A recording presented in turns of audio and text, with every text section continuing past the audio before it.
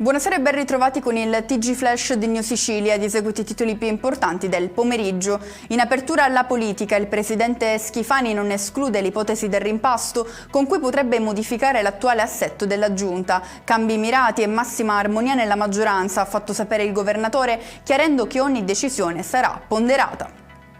Il presidente dell'ARS, Gaetano Galvagno, ha annunciato che nelle prossime settimane l'Assemblea regionale esaminerà 9 disegni di legge per completare le misure rimaste fuori dalla finanziaria. Si parte dal DDL sugli enti locali che introduce il consigliere supplente, il terzo mandato per i sindaci dei piccoli comuni e le quote di genere in giunta. In calendario anche la riforma della dirigenza regionale, norme su trasporti e investimenti e altri provvedimenti ordinamentali. Passiamo alla cronaca. Divieto di avvicinamento a Catania per i genitori del bambino di 11 anni ripreso mentre veniva picchiato con un cucchiaio di legno.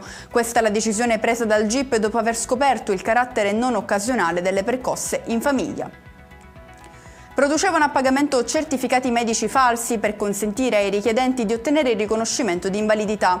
27 i soggetti indagati a Caltagirone, in provincia di Catania, per frode ai danni dello Stato e degli enti previdenziali.